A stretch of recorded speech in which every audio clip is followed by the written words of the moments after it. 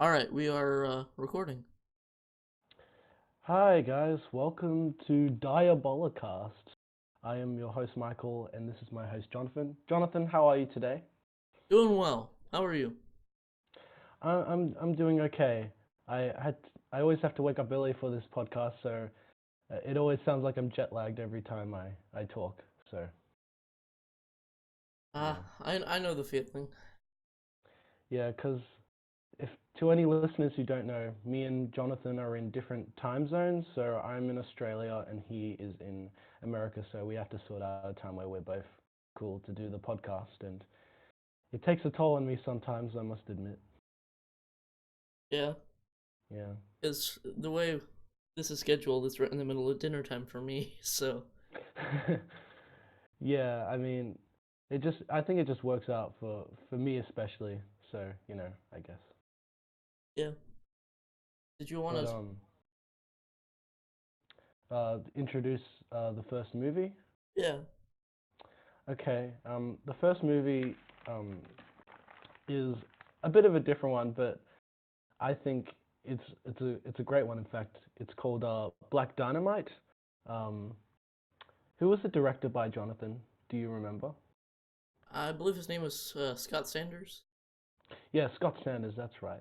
And the film follows this kind of blaxploitation 70s lead called Black Dynamite, and he essentially has to avenge the death of his brother um, from these bunch of like drug dealers. And then the film becomes way more than that and just becomes more and more ridiculous. And I don't, until we get to spoilers, of course, I don't really want to spoil the outcome of the story or anything like that. So, Jonathan, what did you think of Black Dynamite? I loved it. It was one of the funniest things I think I've ever seen. It was awesome. Yeah, for sure. Like, there's so many good jokes. It's like, I think I wrote about this, but I don't usually like laugh consistently at comedies out loud necessarily, but this actually got me laughing out loud a lot, so I Hmm. have to give it credit for that. Yeah. Um, just to start it off, I think my favorite quote in the whole thing was when he's like walking outside with his like the girl he's getting to know, and then these two girls say, "Hey, I had a father like Black Dynamite," and then he goes, um, like, "Oh, a lot of cats like that have that name around here." I just thought that was hilarious. Yeah, that was like that was one of the best moments. Yeah, it was just so out of nowhere and just so cynical, but it was just so funny at the same time. Hmm. It was just like, and there's a scene where like Black Dynamite out of nowhere gets really angry at one of the girls in his house or something like that. I can't Hmm. remember exactly what he said, and I just thought that was so out of character, but it just worked so well. Hmm. Yeah. Um, There were a bunch of like little things too, like when they're at the restaurant, like the board that has like it. You would think it would say scrambled eggs, but it says like scrammed eggs with like no L. oh yeah, yeah. There's little stuff like that in the film. I don't think I even noticed that, so that's a pretty cool thing. And there's Um, also gloriously bad green screen and such. yeah, and there's like one point where the boom mic you can see at the top of the screen, Hmm. and that I thought that was really good, like using like um incompetency as a joke. I thought that was really funny. Hmm. Yeah, it Yeah, uses its incompetence to its advantage. That's for sure. Yeah, and so like I think these films, like I haven't seen like a lot of blaxploitation films, me but neither. the ones I've seen, it's pretty accurate. So like I've seen films like Dolomite. I saw Shaft like years ago. I can't really remember it, so I'd have to rewatch it. But for what I can tell, they got it pretty dead on, like in terms of like the spirit of it. But there's also a lot of satire of it as well. It's not like a straight blaxploitation film. It's kind of making fun of those films and whatnot, Yeah, for sure. And there's this whole like Adult Swim kind of vibe to it. Do you think that's accurate? yeah. There's a lot of influence from I can't name specifics because I don't watch a ton of Adult Swim, but you can definitely Mm. You can definitely see. Actually, there's actually a TV show they did on Black Dynamite. It's animated, but after Really this film came out, yeah, interesting. that was I think that was on Adult Swim. So I'd be curious to see how that turned out Yeah, I haven't seen it, as but well, I would be curious to check it out. for sure. Another thing I noticed is that this film has a lot of melodrama, but it does melodrama right. You know, like when Black Dynamite's mama or something is like telling him that his brother got shot or something like that, and like this tear is just streaming down her face that I just couldn't stop laughing. It was just so hilarious.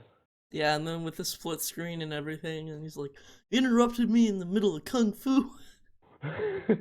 Yeah, it's just so like out of nowhere and like self-aware, but it's just like I don't know. It's just like it just cracks me up. I can't not laugh at it. Mm-hmm. Yeah, there were so Like many just memorable lines in this movie. yeah, I mean, I could go on for hours. Like the one where Dolomite talks about the crack to the kids and stuff like that. Like nothing more horrible than a some cracker dealing drugs to the kids or something like that. Like Yeah, he said yeah, it like that. yeah. And then there are like lines like, "I'm gonna emancipate and proclamate on your ass," that are just like perfect. Like, Yeah, I they're don't so oddly specific, but they're just so hilarious at the same time. definitely. Yeah. Um, I guess at this point we should talk spoilers because I really want to talk about the second half of the film. Yeah. All right. That's where shit gets interesting. Yeah. So, um, again, you know, go watch the movie because I do not want to spoil these jokes for you because I think it's best if you just go in blind, not knowing what to expect. And Yeah.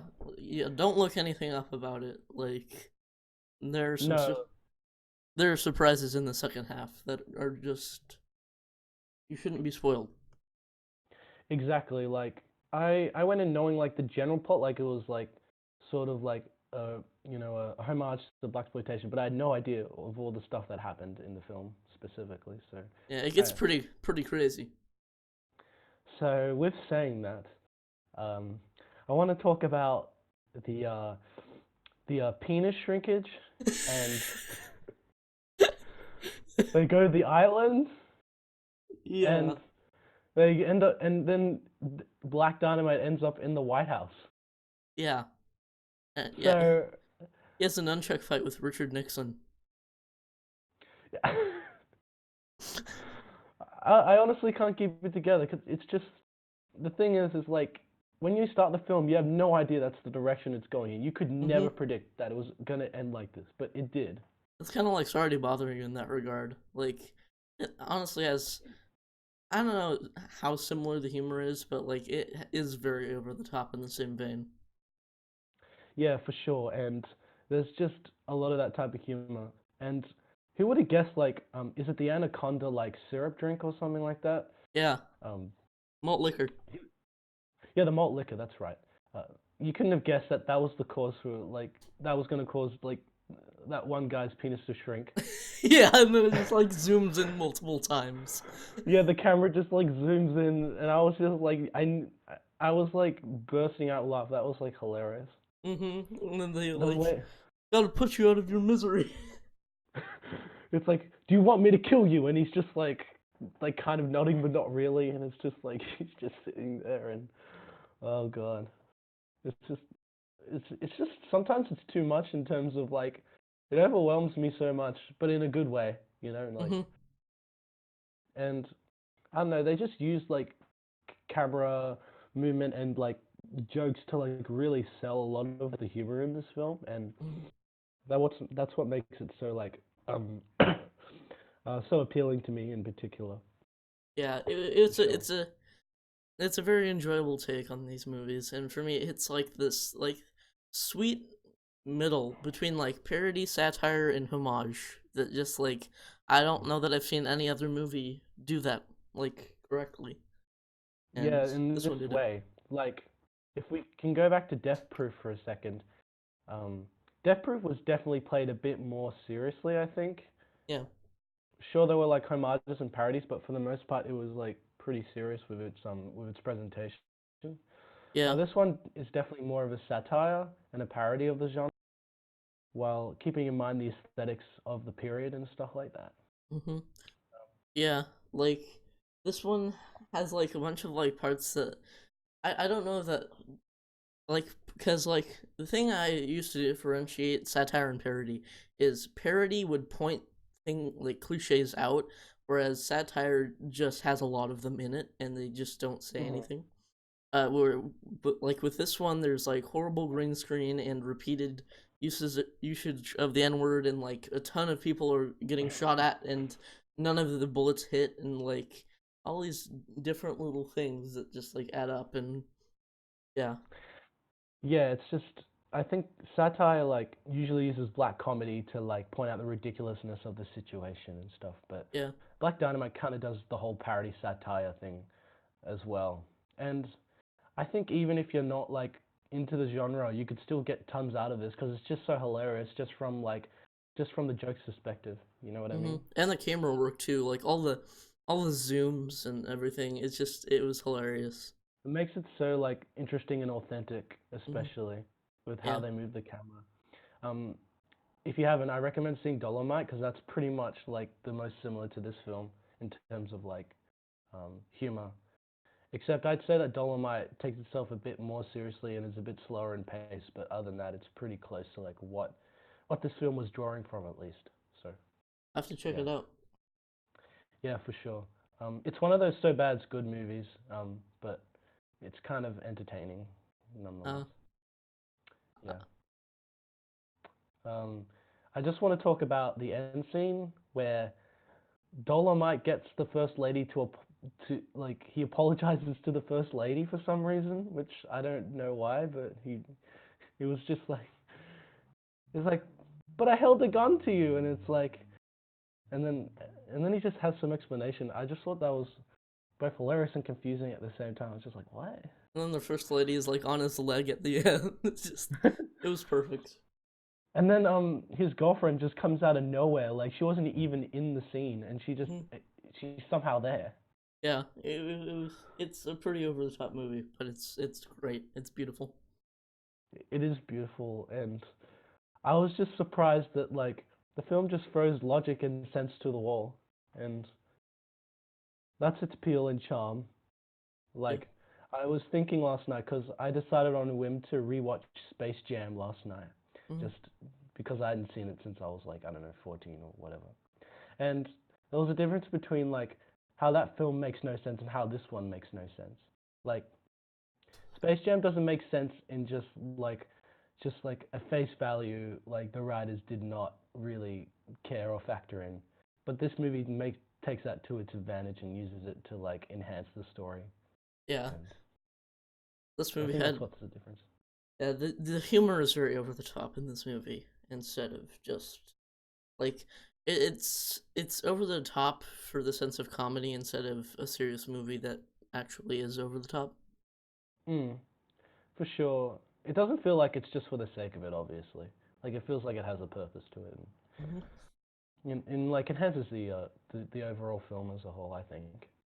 Um, but oh, um, just like a specific scene I just thought of. I love the scene where they're just mystery solving. Like it's really overcomplicated for the sake of it. It's just Hmm. like what?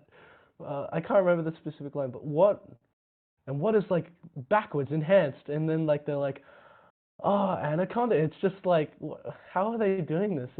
It's hilarious. Yeah, and then there's like the old lady that pipes up, just like Out of nowhere. yeah, like I don't know you, but thanks. It's like, oh, that's right, or it's like, thanks, that's right. It's just like this movie just makes no sense, and it's all the better for it, I Hmm. think. Yeah, this was one of the best times I think I've ever had watching a movie. It was surprisingly engaging for how absurdist it was, and it was beautiful. Yeah, it was. I agree. It was just beautiful, and I would love to watch it with either friends or family at one point, just to see how they would react to it. That'd just be amazing. Yeah, although there are a couple scenes where I would want to be out of the room if I were to watch it with my family. Well, like the film just starts with like all these women in his bed, and I imagine that wouldn't sit well with the fam. Probably not. No, that would be a little uncomfortable, but Yeah. other than that, yeah, I feel like I would appreciate it even more if I had experience with black exploitation movies, but I don't really. Hmm. Like, they're obscure enough that I haven't seen any of them because like they're not supposed to be all that great, most of them. So no, Hmm. I try and watch good movies, like commonly thought out to be like good movies, or just Yeah. stuff I have interest in. It's not like, and like most blaxploitation movies I've heard aren't good enough to like warrant watching, but I'm sure I'll get around to seeing some of them sometime. Yeah, there are actually some black exploitation films that are actually like good on a traditional level. Like Superfly, like I haven't seen it, but apparently that's good on a traditional level, and I And remember Shaft being like entertaining in a good way. Superfly So, has an awesome soundtrack. I will just say that. oh yeah, Curtis Mayfield, like I love that album so much. Yeah, I Um, love Curtis Mayfield. Like Curtis is one of the first albums I will buy on vinyl if one day I decide to start a collection. yeah, I saw that. I was in the record store the other day, and I saw Superfly in the store, and I was so tempted to buy it, but it was quite expensive. So I was like, you know what? No, I can't afford it. So Yeah, yeah, but maybe eventually I'll get it. But great album. uh, yeah, it's great stuff. And the soundtrack to this film is quite accurate to that kind of funk and soul, I think, Hmm. because I did listen to a bit of like the soundtrack on Spotify, and it's quite good on its own, just as like a time capsule of the period. It's very entertaining. Yeah. Especially when like like the like whenever there's a scene involving a woman, there's always like this super sleazy porno jazz music that starts playing, and it's just like it's like that's not even like a joke in like it's not even a joke that's called attention to or anything. It's just in the background and it's still so funny. No, it's just actually that's another homage, I guess, to black exploitation. But by itself, it's just hilarious anyway. Like you don't even need the background of knowing what it's like referencing to like find it funny, Yeah. and that's what makes it work so well. Also in this movie, uh, at one point I just went, "Oh, that's the music from Your Movie Sucks," but I didn't even realize it was Oh yeah. because I've seen a lot of his videos, and so I was familiar with one track of the soundtrack. I was like, "Oh wow, yeah, I know that. Where do I know that from?" Oh, Yeah. I think he gave the film like a 9 or something from memory, because I have him on Letterboxd. hmm. Like I follow him. So that's what he gave it, and um, kind of kind of out of topic, but I support him on Patreon, and I was on one of his live streams, so it was pretty cool. Cool. I'm jealous. I wish I had the funding to be on Patreon. Like, not to be on Patreon, but like to support on Patreon. Yeah, it's like a bit of an investment, especially if you want to get more top tier awards. But um, if you have the money, then it's worthwhile supporting your favorite creators and whatever. Hmm. Um, but is there anything else you wanted to say about Black Dynamite before we say ratings and stuff like that? Um, just the fight scenes, man. Oh yeah, they're glorious. Like, yeah. There's like when he's like towards the end of the movie. There's stuff before that as well, but towards the end of the movie when he's like at this like Chinese dojo like mhm. headquarters thing, he like it's just like he has these like he just like even though they're trained in kung fu, he just knocks them out like in 2 seconds, and I'm just like they've been training all their life, yet he just knocks them out, and I just thought that was Mhm. hilarious. Yeah, I It mean, was like just Black Dynamite is basically God in this movie. pretty much like he can do no wrong. Hmm. Even when someone brings up a wrong he's done, he just reacts by dismissing order in anger, pretty much. Yeah. And I think that's a play on like how in these films these characters are made out to be some god and can do no wrong. I think it was kind of a breakdown of that trope, Yeah. I think. And like normally I wouldn't like that because like if your character has no flaws, that kind of inherently makes them uninteresting. But the way it's framed is so over the top and so funny that I was I was still engaged. Yeah, like I think there's enough there to like still get something out of the character, even if it's not a conventional like likable character in a sense, Hmm. for sure. Um, I also like the pool table one where he just goes to town on these guys in the pool on like in the pool room. That was just Hmm. hilarious too. Um, Everything in this movie is hilarious. I swear, there's not a scene where there's not something funny happening. Exactly. That's why it's a perfect comedy. Exactly, and even when like the movie's trying to be serious, it's still funny somehow. It's Hmm. it's weird. Yeah, it's Like it's like when he's going on his like monologue on like how he's gonna stop these people and stuff. It's just hilarious, even when he's trying to be serious. It's just yeah. like yeah, yes. It's just I just highly recommend this movie. I think anyone who likes absurdist humor or wants something a bit more lighthearted would like get something out of this. I think Yeah, I for one would absolutely recommend watching this. It's yeah, glorious. for sure. Uh, the only like one minor problem, and this is like minor, like it doesn't really detract from the film at all, but maybe like there's like one point where the pacing is drags just a tinge, like I'm talking like a tiny bit, like in the period just before the whole like malt liquor scandal thing, like maybe in that bit. But other than that, um I was pretty engaged for the most of it. But other than that, it was pretty good. See, I don't see that. I thought I thought it was really well paced. Like I was never bored, and it was just wildly entertaining. And it's pretty much a must watch if you like really over the top funny movies. Yeah, for sure. And usually stuff like that is like less of a problem my second watch, so we'll see how that goes. But Hmm. yeah. Um, I would give this film a 9 out of 10, maybe a 10 someday. It's very close to a 10. I feel like I would be doing it like a disservice not to give it a 10. Mm. Yeah, I should really give it a 10, but like if I'm being honest with myself, I guess it's like a hard 9, a light 10. But Yeah, see, it was see, just mm, I'm anxious to rewatch it because it's just such a fun time. yeah, I don't know. I'm the kind of viewer that needs like I don't know some emotional backing to give it a 10, but it's just so well executed that I don't know if it's like I think it's like maybe one of the first 10s where I don't need like an emotional like element to like really give it a 10. So Hmm. yeah. Like I gave Mean Girls a 10, and I don't really have a hard emotional connection to that. I just really love that movie. Yeah, Mean Girls is like essentially like flawless. Like there's not really like there's all the jokes in that just hit pretty much. Hmm. So yeah, and it's some film I've rewatched the most probably throughout my life. I think. Yeah, I've seen it quite a few times. Yeah, because my sister really liked it back in the day, and I watched it a lot back then, and I watched it by myself quite a few times. So yeah, I would be surprised if I watched it like 8 to 10 times, something in that range. Yeah, like when I was younger, I think the movie I've watched the most is Guardians of the Galaxy. I used to watch that all the time when I was younger, Mm. and I haven't seen it in years now. But like I've probably seen it like 10-ish times. No, there's always that comfort film where you've just watched so many times, you can just pop on and it makes you feel great because yeah. Yeah. So cool.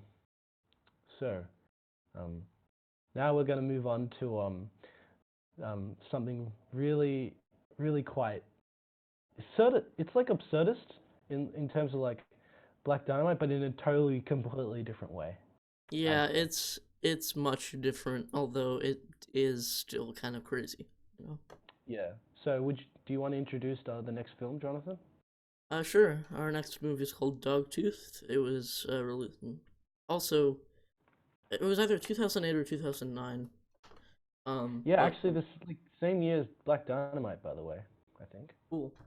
Yeah. Yeah. So, this movie is directed by director of The Lobster and The Favorite, Yorgos Lanthimos, and it centers around uh two parents who keep their kids confined in like their property, like their household in the backyard and such, Hmm. and they can't go out until they're canine teeth, or their dog tooth, as they say, falls out.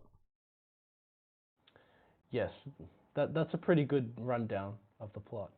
Um, just to preface this, I didn't look at the plot before I watched it. I went in completely pretty much blind, so it took me a while to figure out what like the actual setup was, but it took me like 15 minutes. Like it was mainly like the girl with the blindfold that gave it away for me. It's like, Mhm. oh, okay, I get it now.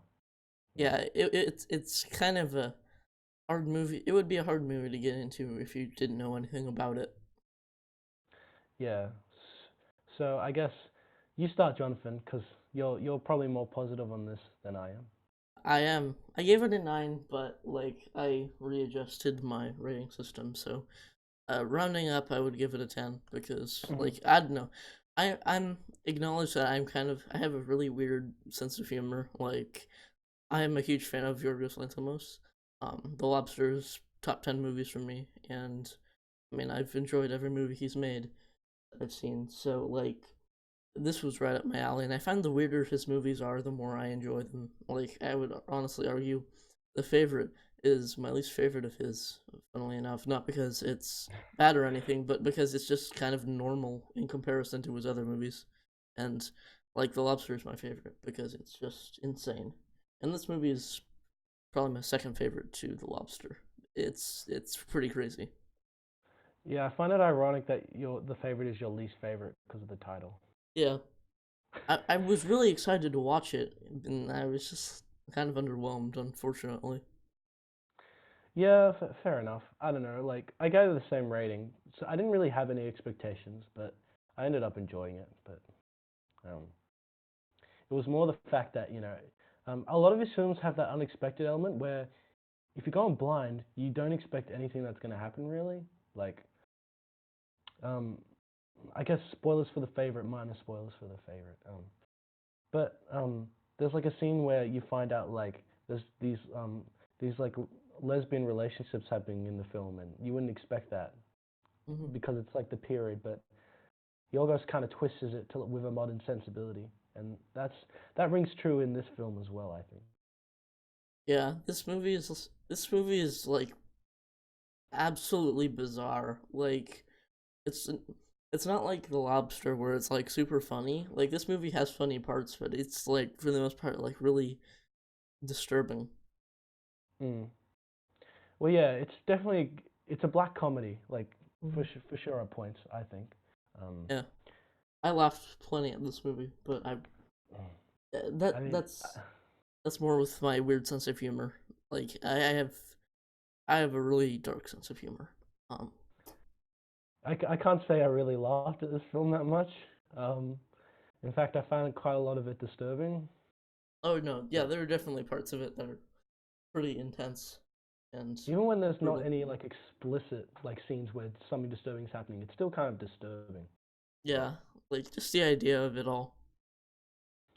yeah, I guess I guess I have to say I'm not sure if I'm on liking this film per se. I don't hate it by any stretch of the imagination, but I don't consider it a film I like.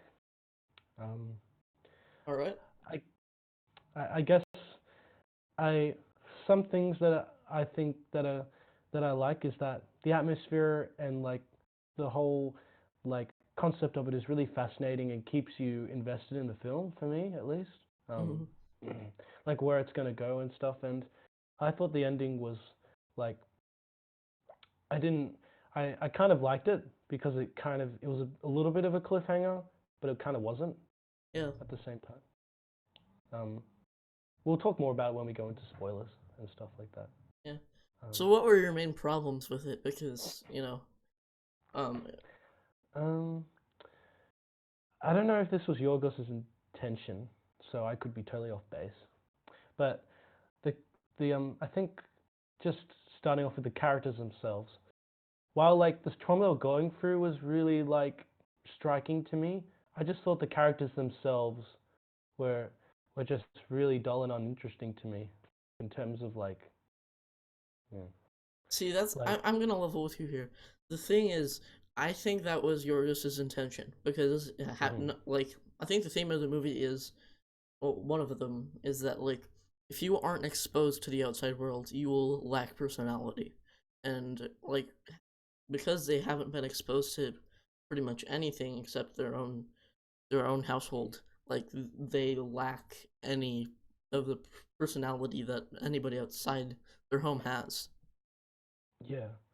No, I kind of agree in that sense because it's kind of realistic with how in that situation they probably would be quite blank as people. Um, but I just think it makes the film as a whole feel quite stagnant to me. Like it really drains a lot of like the power it could have. Maybe it just doesn't appeal to my sense of taste when watching. Um, but I guess overall it just didn't hit me as hard as I expected, as well as like it being cynical to the point where it just kind of rubbed me the wrong way at times. But See, first off, I am very cynical, so I naturally enjoyed a lot of the cynicism. But secondly, I feel like it's not stagnant if you like know what's going to happen. Like I did feel like the pacing was pretty slow and like I didn't know where the general plot was going. But I feel like when I mm, rewatch it, I'm going to get a lot more out of it because I'm going to notice a lot of weird character details that I didn't notice and I've gone back and kind of rewound parts of it and like there are little subliminal hints of like character decisions and like little moments where they're like, okay, I think I'm like it's like a little like subtle build like that you can't really tell until it like happens. And I'm not going to yeah, spoil it until we get into spoilers, but like stuff does happen in like the final third of this movie that is not like huge in like a grand scale or anything, but like it does have an impact and it is really really disturbing. yeah, like that's what got me through the movie is that there seems to be a lot of thought and care into the themes and um, what the characters do throughout, and I can like appreciate aspects of that. And if there wasn't that, I would have gave it a lower rating. But because it had that, it allowed me to like appreciate a lot of the filmmaking craft that was like on display throughout. Um, I don't know. I just like I'll say more of my problems and spoilers, which I think we should get into now. I think. All right. Yeah, because this is kind of a hard movie to talk about should you not have already seen it. And, you know, remaining spoiler free is pretty hard considering that a lot of the discussion I've seen online comes from, like, the ending. Yeah. So go watch the film, come back to the podcast, and yeah, hear us talk about the spoilers. Um, I guess first of all, um, there's I'm not sure where to go first. There's a lot to talk about, Hmm. but um, I guess something that triggers a lot of the breakdown of the film in the latter half is I can't for the life of me remember that girl who had to wear the blindfold and had was having sex with the son. What was her name? I think her name was, I think it was Christine. Christy something. Christine. Here, I'll look it up. Because, like, Yeah. the characters don't have a name, like, they remain nameless, which is kind of furthers the idea that they don't have any personality. At least until the Mm. end when the eldest wants to be called Bruce, which I thought was hilarious. Christina. Christina, yeah, you were pretty much on the mark there. Yeah, so when she gets fired, that like triggers all the breakdown of the film. So when she goes, they use so instead of the son having sex with like her, it gets a little bit incestuous in terms of like, um, so he starts to like have like sexual relations with his sisters, and then I guess that even that causes like a rift in like their relationship, I think. Um, and so that leads to like the dance scene where one of the girls just absolutely like just breaks down. Like that was a breakdown. Like she was having a mental breakdown there. Like she was realizing what her life had become, and she started to like break away from like her family's like oppression pretty much. That's how I interpreted it anyway. Yeah, and I feel like there's some subtle political metaphors in here too, um, and like I don't like. It's kind of hard to explain because there are things that still don't make sense, but like there are some things about um like I feel like it's like it the parents are the dictators of this little plot of land, and their children are their like the inhabitants, and like they Mm, they're like you said, they're very oppressive, and it's um and the way they get out and such is like they can't actually go. They have to like plot out a way to get out without like um letting them know. And yeah, it's very disturbing, but it's also kind of real. Like not in it's played off in a very weird way, but it is at its core kind of realistic if you're looking at it metaphorically.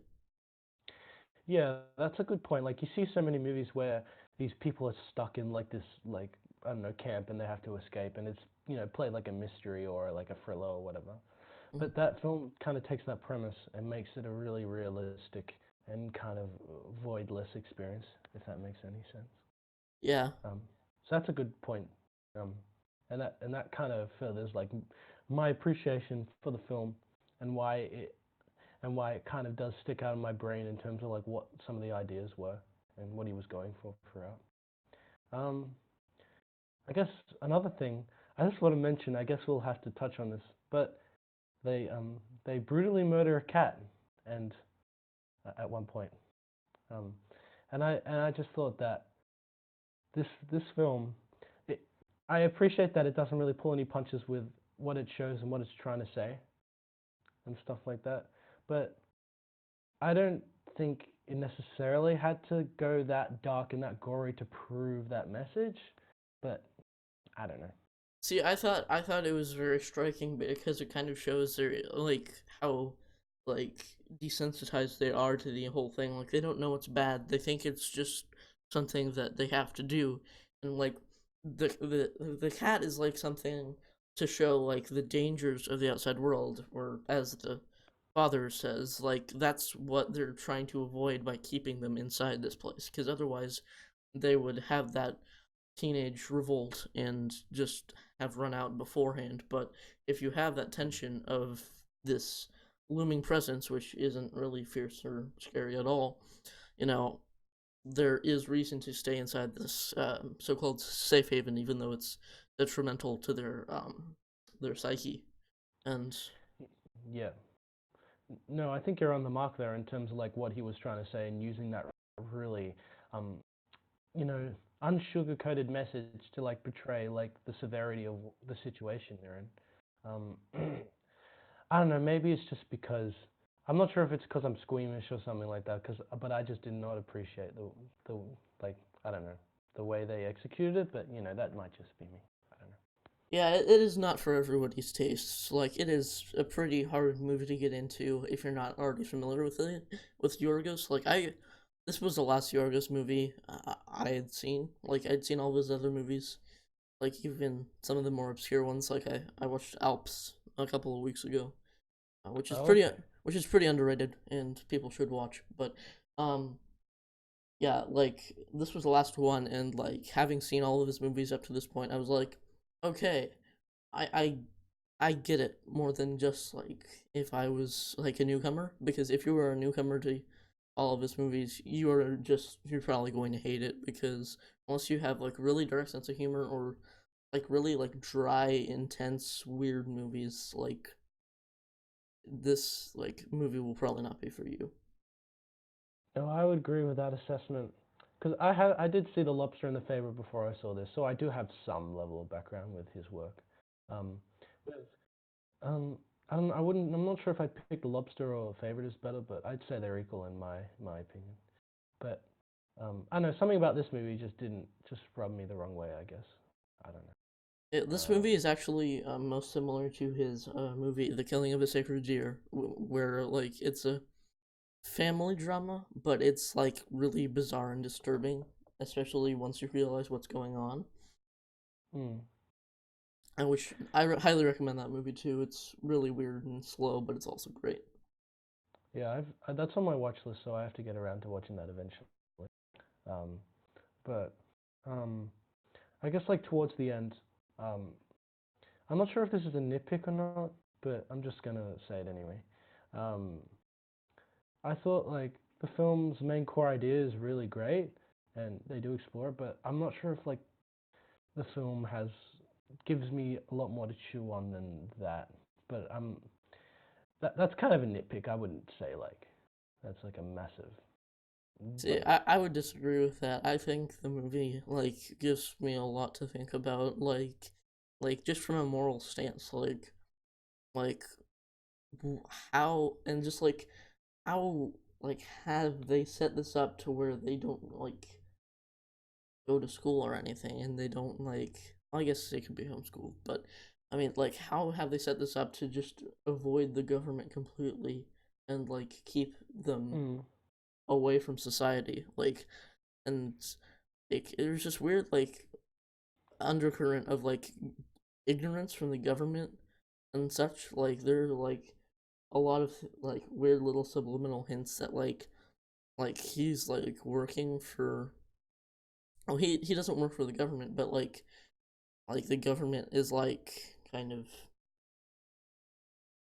okay with this, and like it might be like a test of some sort. And I also have this weird feeling that like none of the characters are actually related, and it's all part of like kind of a test, and that makes it a whole lot more disturbing on top of an already disturbing movie. yeah. I guess like depending on the type of person you are, you'll pull out more from it than others. And a lot of what you said did cross my line at like one point or another, like in terms of like the testing thing and the whole thing. That did come across like as something that the film was kind of had the subtext of. But when I finished it, I didn't. I thought about it a little bit, but it didn't really stick in my mind. Maybe that's just me, but I don't I know. know What do you there are scenes in this movie that I will never forget, like the scene Oh yeah. where the eldest brutally knocks out her adult grown teeth, which is part of my like kind of furthers my theory that they're being tested, because like if they were like kind of kidnapped and like brainwashed or something, like because like if like if they're like if those were her adult teeth, which they would have been, she wouldn't have been able to escape that house. And so my theory is that they like brainwash her in some sort of way to forget about her losing her baby teeth and growing into her adult teeth. And so there's Hmm. that scene where she knocks it out, her both of her canine teeth with a weight, and it's in a movie full of things that are really messed up. That's one of the most messed up, and it's Yeah. hard to watch. Like I was actively cringing during that scene. Yeah, it was like I didn't look away, but I felt like looking away. It's just one of those scenes where it's just like, yeah, it just. But I could totally see why she did it. Like, Mm-hmm. I could see it wasn't just, grotesque for the sake of it. I thought there was intent behind it, and without that intent, that this movie could have been an absolute disaster. But because there was that intent behind it, and the amount of filmmaking craft on display, I I I could only say it was like decent to okay or something in that range. So, yeah, Interesting. Yeah, yeah.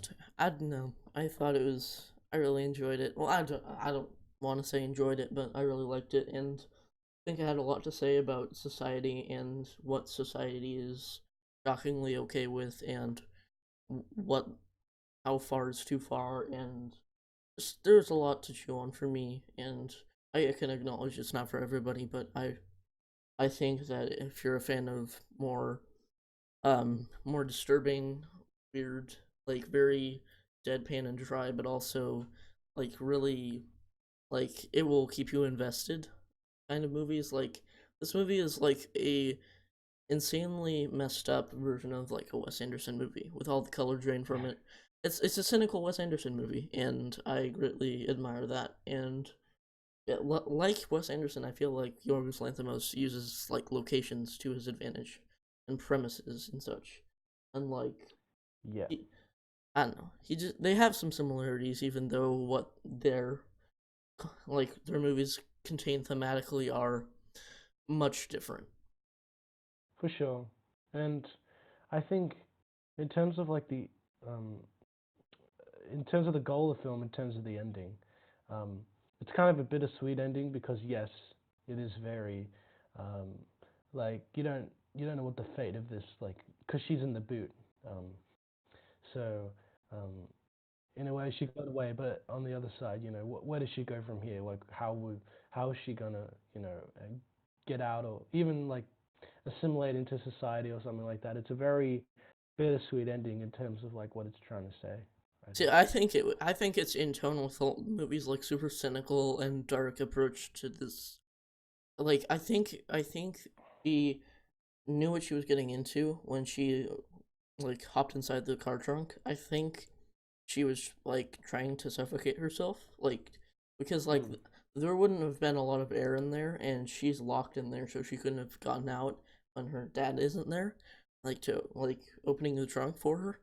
So I think my theory is that she just wanted to prove that she could get out of the house and show her brother and sister that it's not impossible, and also just like she's done with it. Like she doesn't yeah. want because like if the only way for her to get out is to is for the dad to open the trunk, and in that case he would take her back, she would rather die. And I think that's a really intense and like a harsh but also like grossly realistic kind of ending. Like I don't know, Yeah. it hit me in like this gut level, and then when it just cuts away at the end, like you know how I love ambiguity, and like I just the Yeah. ending is perfect. Like it was just like I was it was a short movie, and I was like, okay, well, where does it go from here? And then it just ended, and I'm like, oh wait, what? Like Yeah. I it was really well paced and very atmospheric, and I don't know, I just yeah. Yeah, I think it reminds me of that Slater Kinney song Jumpers where the protagonist is in control of how they feel about their life and um, you know, things have just gotten to a point where suicide seems like the only option, and Mm-hmm. it kind of gives power back to the victim. Like, like I'm in control of my life, and yes, suicide is not it's not something we should encourage, but it's something that's very real and something that shouldn't that people are in control of, and you know, and depending on how the living situation is, um, Yeah. it just it can act as a rebellion against acts of violence and stuff like that. Like, Mm-hmm. sure, it's like I see similarities in the ending and the song Jumpers, which is like, not the connection that would be conventional, but I just Mm-hmm. saw a lot of like giving power back to the victims and, I'm in charge of my own destiny and, Mm-hmm. um, Yeah, you know, like I feel like the end was kind of her reclaiming her identity, even if it was in a way that would have killed her. Like okay, here's my trait. My like I've started rebelling, and so then I finally said, okay, I've had enough, and I'm going to make a statement, and it's going to kill me, but it's going to be worth it. And you guys are in control of your own lives. Don't listen to them. Like it was a very powerful ending, even though it was so dark. exactly. And in terms of that interpretation, it makes you wonder what happens after in terms of the other kids. Do they follow like a similar fate or do they, stuff like that? Hmm. Um, Yeah, mm, I don't know. I just like it had that ending that was like it just hit you. It was like similar to A Serious Man, which is one of my all-time favorites. It was just like it was so it just cuts away, and you're just left to wonder, and that's where part of all of the thought, like all of the thinking I've been doing, has come from. Like how like where it stemmed from is just that ending and how open-ended it is. hmm. Yeah, it it certainly like it does make you think a lot about the like situationally about the story, but also about society and like as you said, the political commentary as well. So I think this film definitely does give you some stuff to chew on. I don't know if it struck me as hard as it did you, but there is that element of examination to it for Yeah. sure. It's very interesting. If I had to complain, I would say that I don't feel like they necessarily. I don't want to say that it's like a problem with it because I feel like it was very intentional, intentionally like mysterious. But I feel like Yeah. the parents' motivations, like I, I guess actually no, that's not a problem. I feel like it would tie into the theory that they were being like tested. What if they're just being paid this, and so just to keep their mouth shut, and so they don't have any characterization in line with their kids or quote unquote kids, and like I don't know, it just I don't really know that I have any problems with it other than it's kind of hard to get into at first. Yeah, for sure. And I guess there's an element of like no character to no personality to a lot of these people, but I get that that was intentional and stuff. And I think there's an element where the the film punishes the characters for its actions and stuff like that. Oh, the kid goes outside, or he gets in trouble. One of the kids watches a videotape. Oh, she gets abused. Stuff like that. The Mm-hmm. characters get punished for wanting to go outside their perspective or And something. then in the end, like the discipline is reversed. Like when the eldest daughter kind of makes that statement at the end, I feel like it's kind of saying, "Okay, you've punished us for all this stuff, and now I'm gonna punish you by just going away forever, and there's nothing you can do about that, and I'm going to ruin your life because it's not okay." And I just that was such a it was a very powerful ending. I Yeah, really liked it. it's very. It feels like one of the few options she could have done to prove to them that you know what, just I'm gonna go my own way and teach you that you can't treat people like this, and hopefully it's better for people in the future, and kind of sacrificing yourself for the greater good in a way. I don't know. So, is there anything else you wanted to say before we I move on? think that's about it. I feel like we've talked pretty extensively about it. Yeah, in terms of like the themes, because there's quite a bit to chew on. So Mm-hmm. I hope when I rewatch it eventually, I like it a bit more. But as it is now, I'm kind of just a bit iffy on it. All right, what rating would you give it? Um, it's kind of hard because okay, I'm gonna give it a very strong 5 and a light 6. Like it's very close to a 6 for me. Oof. Yeah, I gave it a 9, but I adjusted my rating system so it's a 10. Like I said, like I don't really know that I have any problems with it. Like it's just such an airtight and disturbing and unique, and ultimately, I it's just a movie that has a lot to say.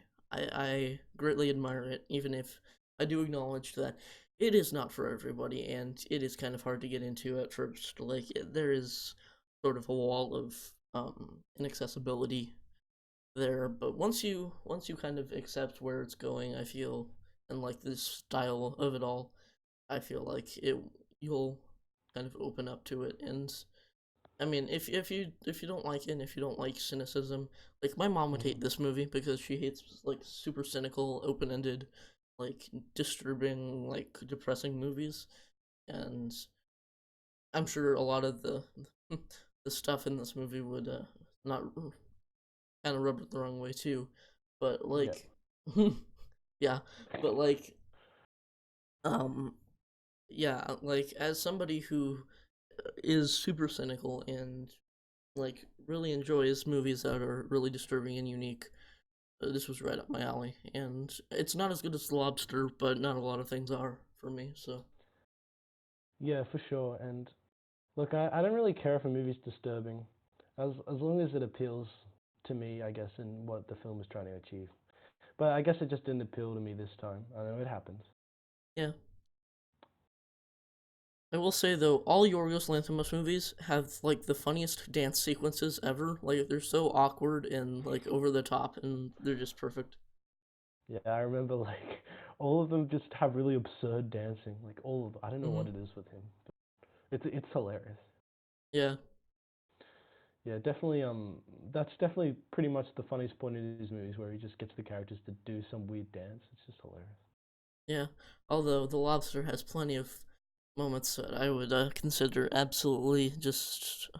I'm like that's a movie that like the first time you watch it you're weirded out, the second time you think it's hilarious, and the third time you're just like rolling on the floor. Like it's perfect. Even the first time I watched it, I was kind of laughing at points. Like, it is a funny movie. I think it's supposed to be funny Hmm. for sure. Yeah. So I guess we can move on to questions now. All right. Cool. I guess I'll start. Um, um, a question that I want to know is that what what do you think is like a good um artist turn actor, like an artist that has started like mainly in music but a transition to acting? Um, that's kind of hard because a lot of them are really bad. But um, I this is kind of a cheap answer because like I feel like he's been in the most stuff that I've seen. But I'm a fan of Common's music, and I also think he's a pretty good actor. Yep. Especially in like John Wick 2, I thought he was really good in that. I would, Yeah, I would agree with that. Um, Connor's a good one. I do think Andre 3000, the stuff I've seen him in, he's been pretty good in. I See, I think. haven't seen any of his stuff, but yeah, I He was in I'm High Life. He was really good in that. yeah I'm definitely looking forward to checking that one out. Um, he was in the Jimi Hendrix biopic. While it's not really that good of a film, his performance is like pretty good. So I'd say, Interesting. yeah. Let's see. Trying to think. Like, Um, oh, I saw John. I know John Lennon was in like How I Won the War or something. I know he did some films here and there. well, I mean, the Um, Beatles in all their movies are actually pretty decent actors.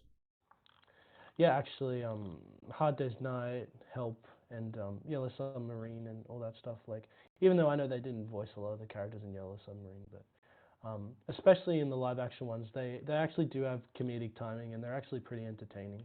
As like, Yeah. you know, You like I'm not a huge fan of the Beatles movies. I love Yellow Submarine, but Help is pretty dated and kind of racist. But um, uh, yeah, like the Beatles, like especially in like like in all their movies, really are like the best parts. I just they're very entertaining and they have great chemistry, which is kind of funny considering how like Abbey Road turned out. yeah, for sure. I wouldn't necessarily jump to say Help is like racist, but I definitely say that um, because like if you know what films were coming out of the period, either that being Bollywood or these spy espionage films, you know that those characters, racially insensitive characters, are always a part of the narrative, and um, I guess I Yeah, was kind of paying homage to that, but it is true that that is a presence nonetheless.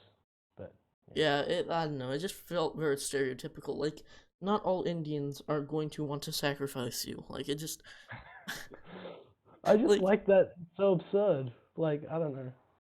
yeah, like it's the same kind of problem I have with Temple of Doom, except I think Help is a much more entertaining and funny movie, especially like when they're at their house, like their um the Beatles' house. It was just that was one of the funniest parts to me. When like Paul's playing that weird piano and like um, Ringo's down in the pit, and then Yeah, like yeah, yeah, that was hilarious too. I just really like the scene where like they go into the bathroom and all the clothes out of nowhere just get blown by like the hairdryer. It's just weird. It's just absurd. yeah. That is a very absurdist movie, and it's not perfect, but it is greatly entertaining.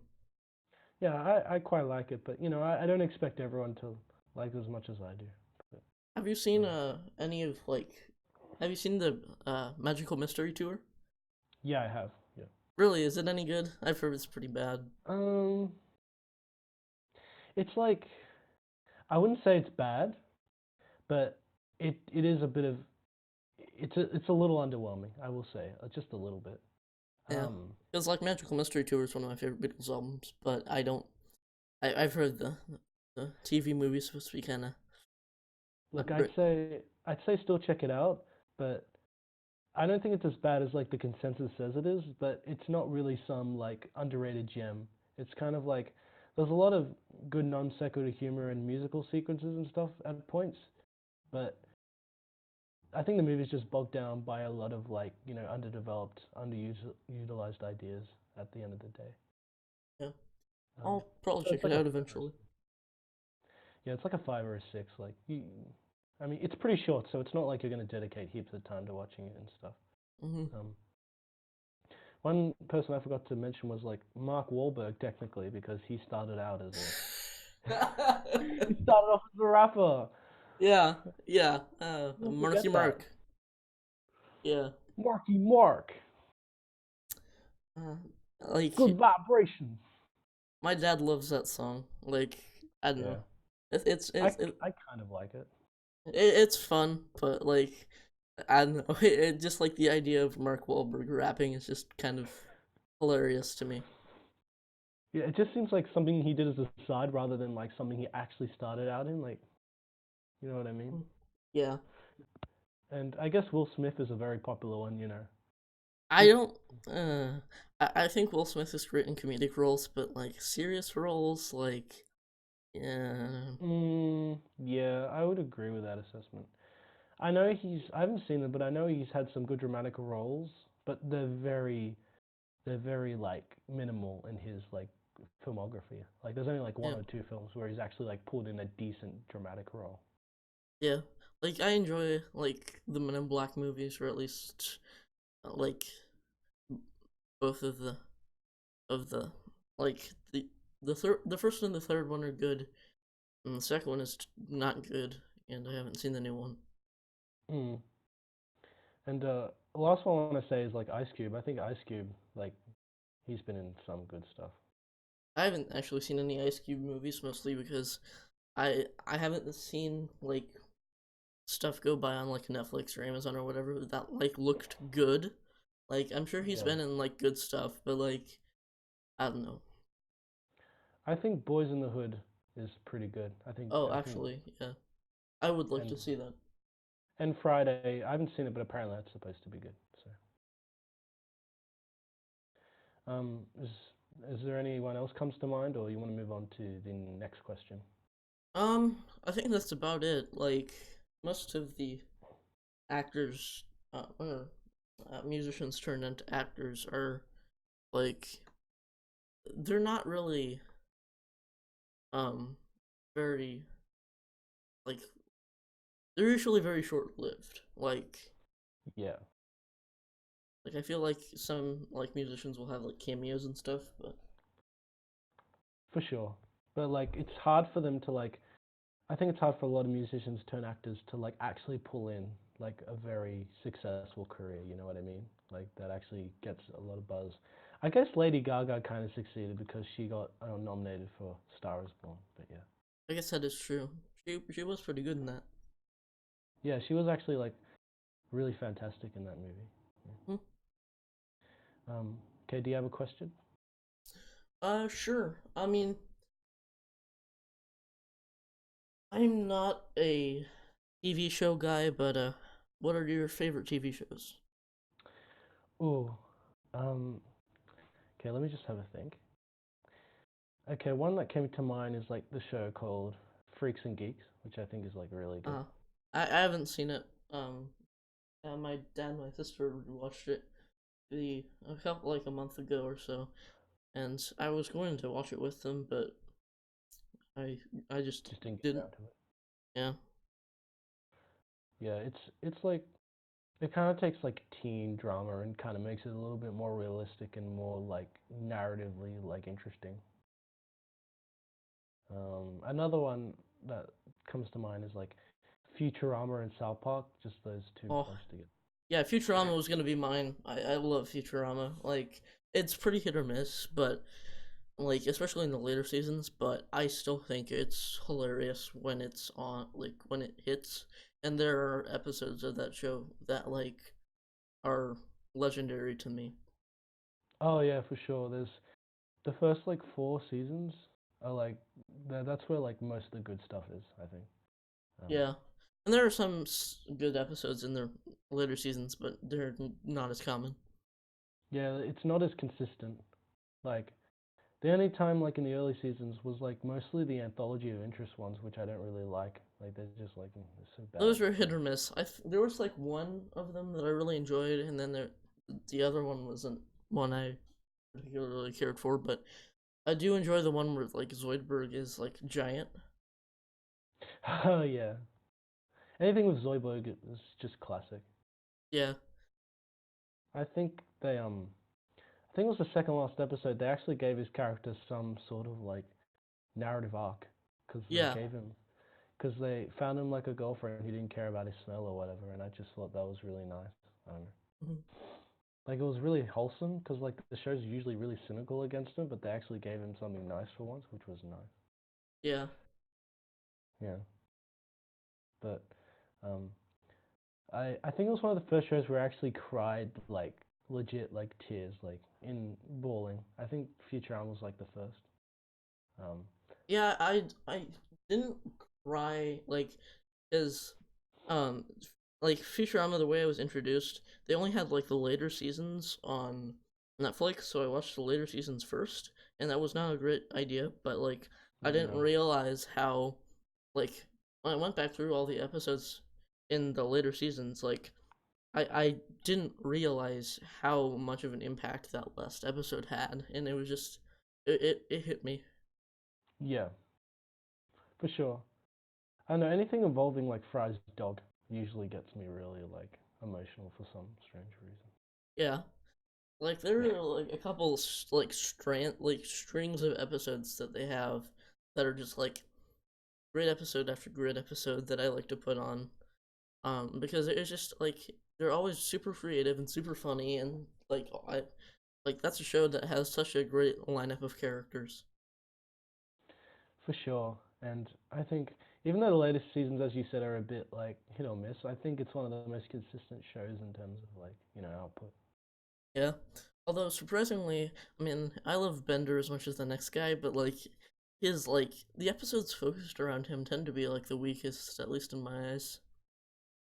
That's a very good that's a very good assessment because the ones where it focuses on him like I don't know joining a religion or I don't know getting into some scheme, it's like those aren't really episodes that stick out in my mind. Mm, The Robot Hell one though is pretty good though. The one that yeah. focuses on him. I Um, always, whenever I watch that, I always have that stupid Robot Hell song stuck in my head for the rest of the week, and it's like it's hard because like I really want to like sing it and I can't because yeah. It's like when you're walking in public and you just want to burst out into some song you heard, but you can't. It's just yeah, annoying. Yeah. Life's not a musical, that's all I'm going to say. yeah. Um, let me just.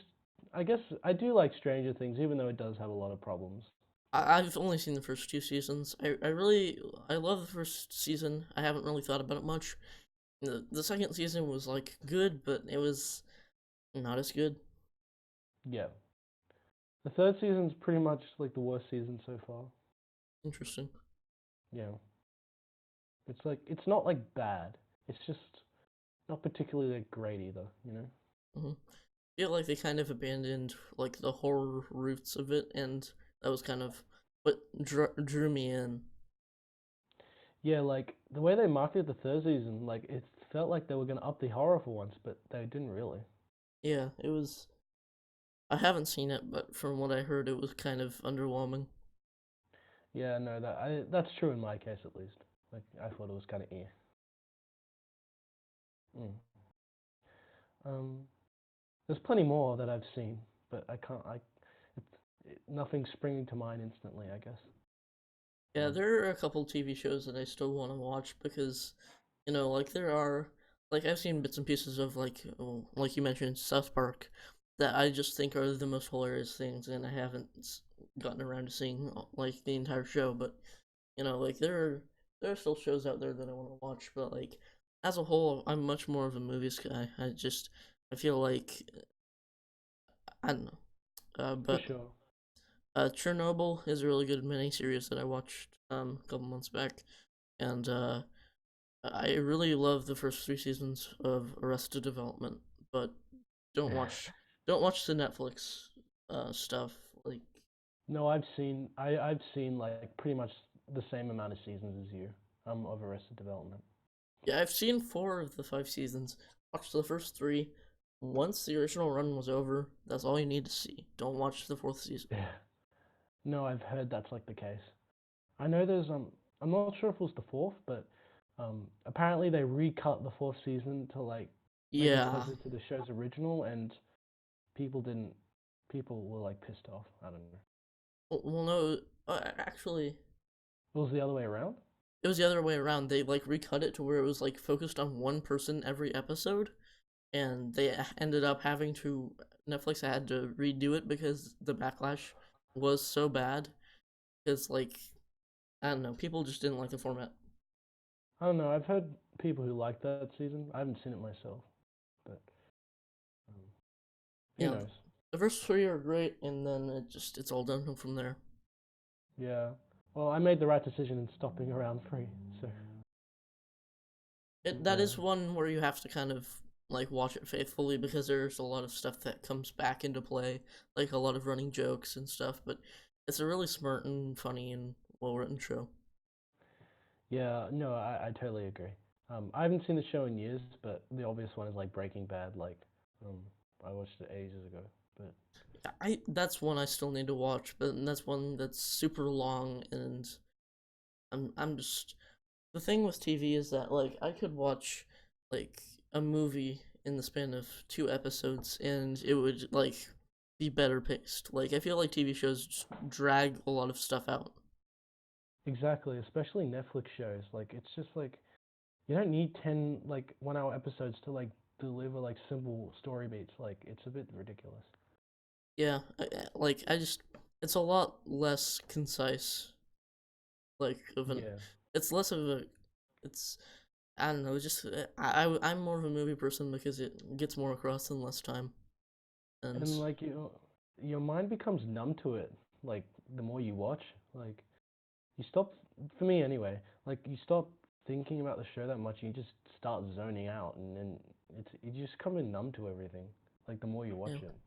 like I kind of swore to myself that like I would never watch it. It's like watch a TV show just to like put it on and like I would like if I want to watch a TV show, I want to actually watch it instead of just put it on in the background and kind of zone out in front of it. And I feel like that's Yeah, kind of become the purpose of sitcoms. And I don't know. that's why it's like writers can get away with like writing like terrible episodes because they know people aren't paying attention. Mhm. It's kind of sad, but Yeah. I get why, but it doesn't give them the right to do it. But Mhm. yeah. I guess that's it for that question. I guess unless you had something else to add. No, I think that's about it. Um, okay, I just one more question, I guess, All right. from me. Um, if I can, what do you think is like a director that like used to be good, but now is like really like hit his peak or her peak and kind of just degraded in quality? Oh, that's easy. Tim Burton. Yeah, Tim Burton. Yeah, like I haven't seen any of. Well, I have seen stuff like in the 2010s and stuff, but like I've avoided a lot of the stuff he's done like 2000s onward because like Yeah. it's supposed to be awful. Yeah, apparently a lot of it's supposed to be like quite terrible. I think I've seen some of them. I can't remember which films it was, but I'm sure like um yeah. Yeah, he's a really mixed director in terms of his output. Um Yeah, and I feel like I've seen a lot of the good ones, and so that's why I have a positive opinion of him. But yeah, I haven't seen like Dark Shadows or Dumbo or Mars Attacks or any of those, and I know those were supposed to be pretty bad. um I remember Mars Attacks being good in like a really campy B movie way, but um doesn't mean it's like objectively like great. It's just like great in like a B movie way, I guess. I don't know. Mm-hmm. It's kind of an Um, ironic movie. it is kind of. I didn't really like this director in the first place, but he's definitely had a bit of a decline quality. John Trevorrow, like Oh, his Jennifer stuff's Rue? just gone way downhill. Yeah, Yeah, I see. I've talked about this before on here, but like, there's not a movie of his that I like, and so like I haven't seen yeah. Chef yet, and that's supposed to be like the one that might redeem it. But I know you don't like Chef, so that's kind of It's funny that his most critically acclaimed movie I like the least. It's strange. Anyway, interesting.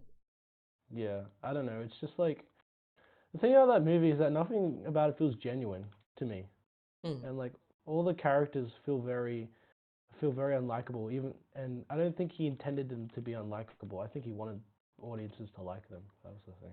Interesting. I might have to Yeah. watch that soon because like you have me intrigued in a weird way. Like I'm like, is it really that bad? Like I'm kind of worried about it. Um. Yeah, I mean, it's not like god awful, but it's just bad in what it was trying to say to the audience. I think it just kind of backfires in its face. Yeah. Yeah.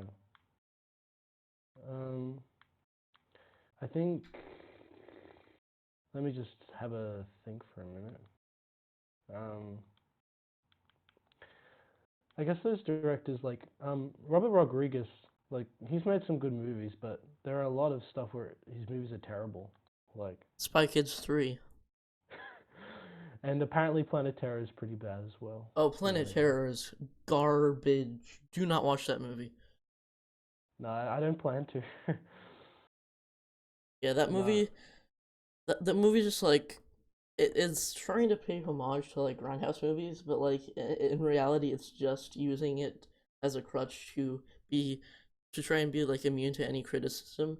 Or, like he just made a bad movie and pawned it off as like a homage, so people couldn't criticize it for having flaws. And like it's like one of the worst movies Yeah. I've ever seen. And he's just like, oh, you can't criticize this because it's like parodic in nature and over the top. And I'm like, what?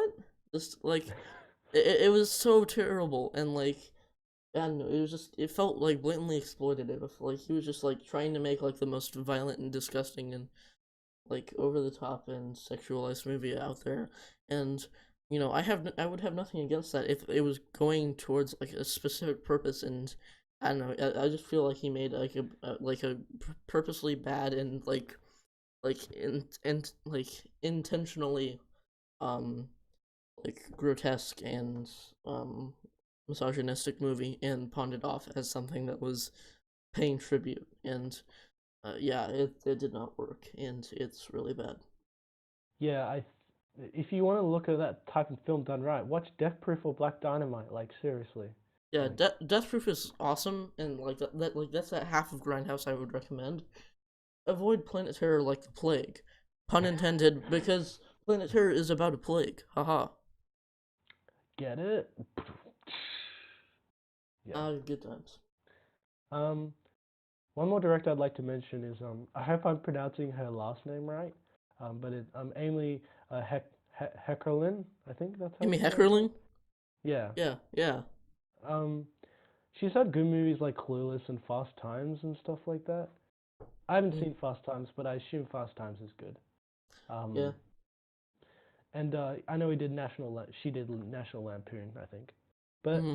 she's had like awful movies like Loser, which I thought was just bad.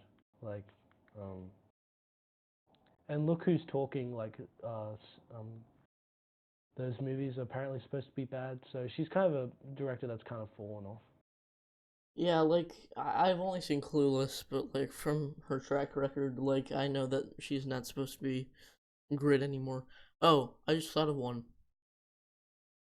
Yep. Rob Reiner. Like, Rob Reiner. holy cow, like there's a reason you haven't heard of any of his movies past like A Few Good Men, because like they're all supposed to be awful. Like some of them like Yeah. legitimately look like direct to video movies. And like I don't know how he's still like getting actors and funding because like all of his movies do terribly at the box office, are critically panned, and like they always like from the advertisements I've seen and everything, like especially like the covers of like the DVDs and stuff, they Yeah. look like just trash. Like I don't know what he's doing, but like it is not working. Like, sure, he's had films like, Princess Bride, like Stand By Me, and like Misery, etc. Like, those are great films, in my opinion. Yeah, When Harry Met Sally and But, Misery are my favorites of his, but like past like his '90s era, like even in there, like he started to go downhill. Like he's making stuff that like I, they're like stuff that like Red Letter Media would pick out for like their best of the worst series, like because it genuinely looks that bad. like, apparently North and Rumor Has It is really bad. Like, Yeah, apparently. I haven't seen North, and I kind of want to see how bad it is, but at the same time, I know it's probably a waste of my time. But yeah. um, I was gonna say, um, oh yeah, this is Spinal Tap is pretty great too. Like that's a really funny movie. I haven't seen that movie in a while, but I remember really finding it hilarious. Yeah, it is a good time. Yeah, so yeah, he's definitely like a good example of a director who made like maybe 5 or 6 good movies and kind of just like went downhill, you know. Yeah, Um, that's all that comes to mind for me at this moment. I'm sure there's like hundreds of examples. yeah. Oh, yeah, M Night Shyamalan's an obvious one. Like that's obvious. Yeah. Although he has kind of had a resurgence as of late. Yeah. I mean, personally, I don't think he went really downhill after The Sixth Sense. I think he went downhill after The Village, which, unpopular opinion, is actually my favorite M Night Shyamalan movie. Because actually, Um, knowing the twist for that one going in enhanced my experience. Like, I wasn't like, oh, seriously? Is that it? Like, I was actually able to, like, once I knew where it went, I was able to pick up on a lot more. It was a lot more, I got a lot more enjoyment out of it. And it looks beautiful, too. yeah, I gotta watch that. I think I got spoiled the twist a while ago, but I can't remember what the twist was. So if I watched it, I would be going in blind. So. But that happened with The Sixth Sense for me. Um, Someone spoiled the ending for me ages ago, but it actually enhanced the film in a way because I actually knew what the. See, I went into The Sixth Sense blind. I didn't know about the twist. And so, like, little 12-year-old me watching that movie, I was just like, whoa, dude. I was just, Whoa! I was in an absolute shock. Like, what a twist. What it is? I could just imagine little Jonathan just going like, "Whoa, dude!" Yeah, I was I don't know if it'd be as good as I thought it was back then, but I do remember like it being great. Yeah, I still yet to watch Unbreakable and The Village. Unbreakable, like I remember watching and being like, "Oh, this is mind blowing," and then because 12-year-old me, and then I rewatched. Well, I didn't rewatch it actually. It just didn't sit well with me. Yeah, It's yeah, and fine. yeah, some films are like that. You know, what can you do? And I really want to see The Lady in the Water just to see if like I know some people like it, so I'm curious to see if there's anything that's interesting in that movie. Yeah, that one looks like weirdly like The Shape of Water, and I'm interested to see how similar they are. Hmm. Yeah, I want to watch it someday Hmm. for sure. Um, I think that's it. Did you have anything else to say? I think that's about it. Okay, cool. Well, that wraps up the podcast. We talked about Black Dynamite and Dogtooth.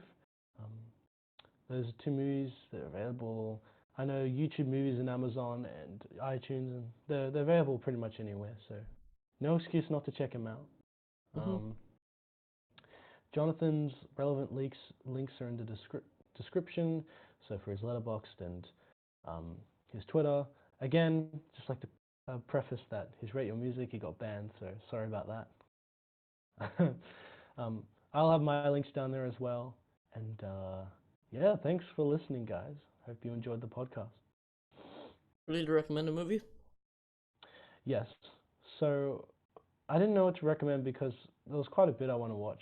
Like, yeah, I got hundreds of movies on my watch list. Hmm. But a movie I always see everyone talk about, I haven't yet seen, is Airplane, and I think good time to watch it since that terrible Logan Paul movie came out. All right. Yeah. What's your rec? Well, I am going to recommend the first animated movie on the podcast so far. Okay, cool.